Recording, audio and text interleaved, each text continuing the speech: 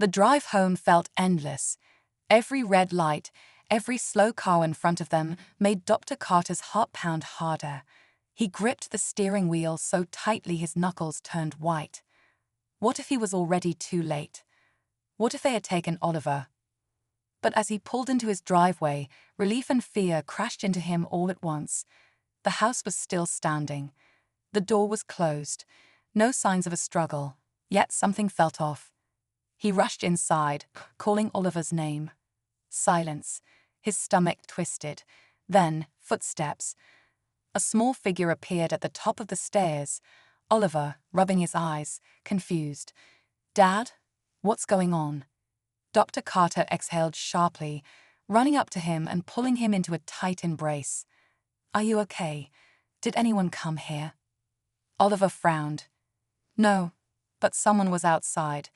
I saw them through the window. Then they just left." Dr. Carter exchanged a look with Harris. Whoever had come for Oliver had changed their mind. Or worse, they were waiting for something.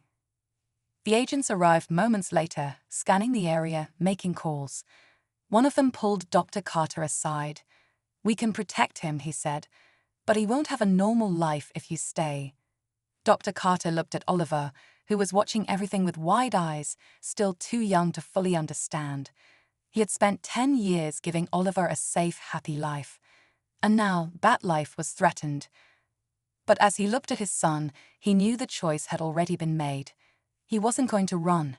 He wasn't going to hide. No matter what came next, he would protect Oliver. Because that's what a father does. "I ran a search on the Everton Initiative," Harris said.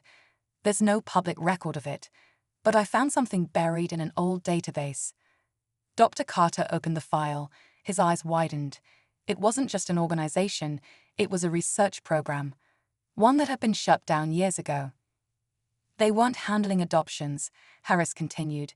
"They were running experiments." A cold wave washed over Dr. Carter. "Experiments?" Harris nodded. "Testing. Genetic modifications. They were selecting infants for something, then making them disappear. And here's the kicker. The last known facility linked to them was the same hospital where you adopted Oliver." Dr. Carter's head spun. "Are you saying Oliver was part of this?" "I don't know, but someone does, and they don't want you finding out." Before Dr. Carter could respond, a loud screech of tires made them both turn. A black SUV sped toward them, headlights blinding. Harris shoved him back. "Run." Dr. Carter barely had time to react before the SUV skidded to a stop, and the doors flew open. Dr. Carter barely had time to move before two men in dark suits stepped out of the SUV. Their faces were unreadable, their movements precise. One of them reached into his jacket, and for a brief, terrifying second, Dr. Carter thought this was the end. But instead of a weapon, the man pulled out a badge. "Dr. Carter, you need to come with us. Now." Harris stepped forward, his hand hovering near his own gun. "And who exactly are you?"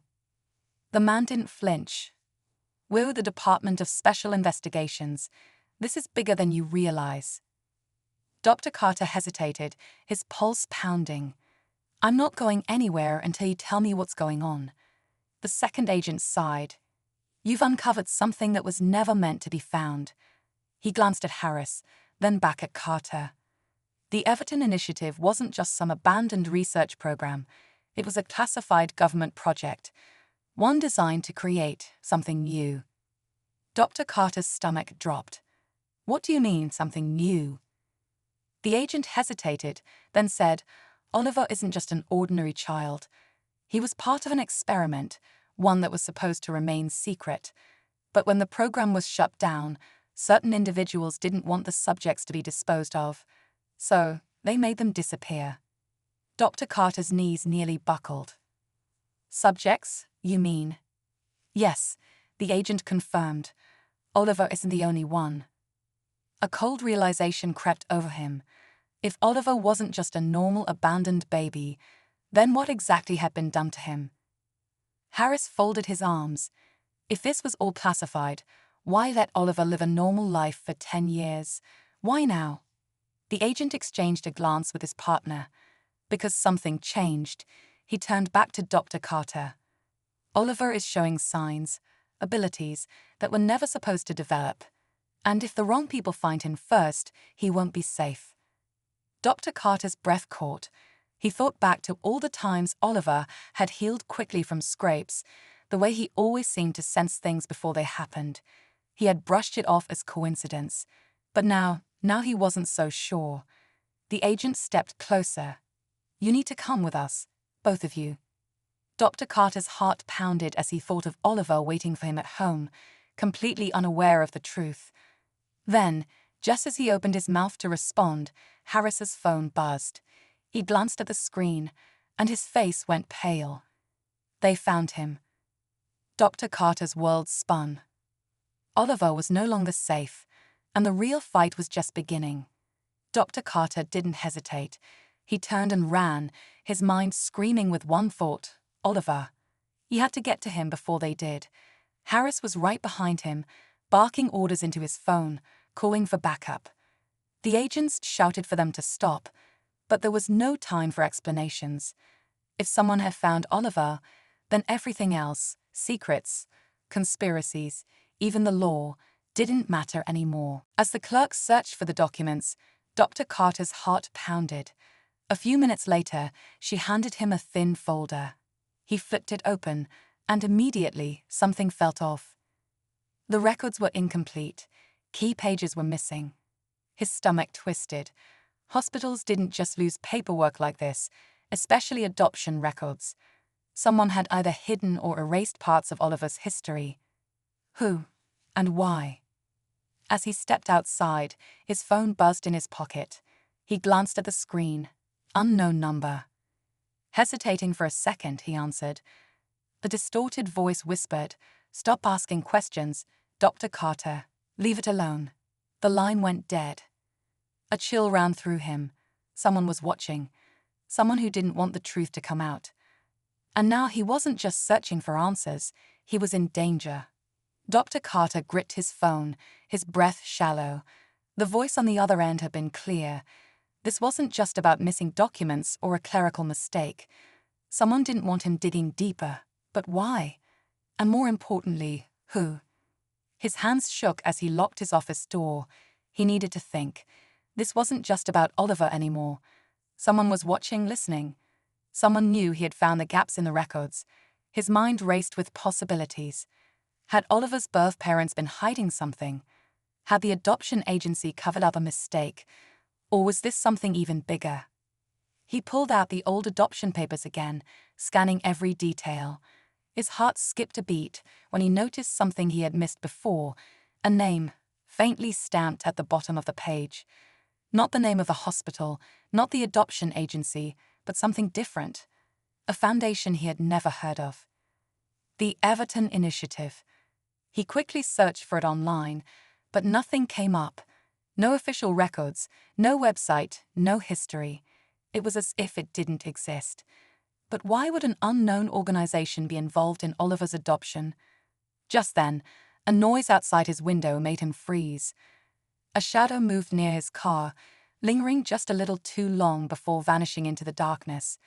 He swallowed hard, his pulse pounding. This was no coincidence. Whoever had called him wasn't bluffing. For the first time since this nightmare began, fear gripped him, not just for himself, but for Oliver. He had to protect him. But from what? From whom? Determined, he made a decision. He wasn't going to stop. He had come too far, and Oliver deserved the truth, but he couldn't do this alone. Without hesitation, he picked up his phone and called the only person he could trust. "Detective Harris," he said, his voice barely above a whisper. "I think my son's adoption was part of something much bigger, and I need your help before it's too late." As he spoke, he felt it, the weight of something huge pressing down on him. He was getting closer to the truth, and someone was willing to do anything to keep it buried. Detective Harris listened in silence as Dr. Carter explained everything: Oliver's adoption, the missing records, the anonymous threat, and the mysterious Everton Initiative. When he finished, the detective let out a slow breath. "You were right to call me," Harris finally said. "But I need you to understand something. If you keep pulling at this thread, you may not like what unravels." Dr. Carter tightened his grip on the phone. "I don't care. I need to know the truth. Oliver deserves to know." There was a pause, then the detective said, "Meet me in an hour. And don't tell anyone you're coming." Dr. Carter agreed and hung up. He glanced down the hallway, where Oliver sat on the couch, completely unaware of the storm brewing around him. A pang of guilt hit him. He had spent years protecting Oliver from pain, from fear. But now that protection was slipping through his fingers. An hour later, he arrived at the meeting spot, a dimly lit parking lot behind an old diner. Harris was already waiting, arms crossed.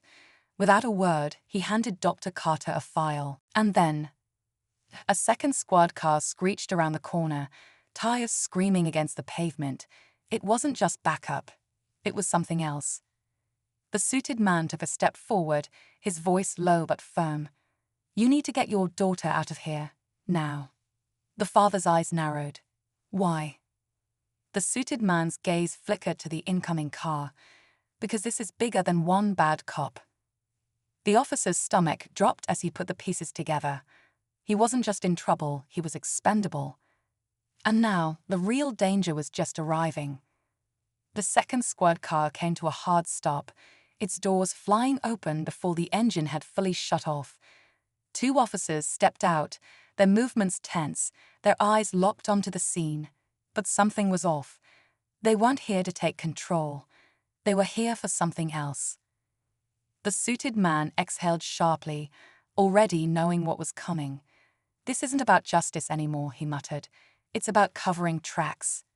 The father understood immediately. This wasn't just one bad officer making a reckless decision. This went higher. Someone had sent these men to contain the situation, to make sure the story never left this street. The officer who had thrown the punch paled as the realization hit him. He wasn't being protected. He was being erased. "Wait," he stammered, stepping back. This isn't how this is supposed to go." One of the new officers pulled out a radio. "We have a situation," he said, but his voice wasn't calling for backup. It was a message, a warning to someone else. The father moved fast, stepping in front of his daughter, his instincts sharp. "You need to go," the suited man said, his voice tight. "Now." The girl, still shaken but aware, looked up at her father. "I'm not leaving you." He gave her a look, one that spoke years of unspoken lessons, of strength, of survival. "You don't have a choice." And then the first officer, the one who had started it all, made a desperate move. He turned toward the two men who had arrived, shaking his head. "You can't just make this go away," he said, his voice rising. "Not this time."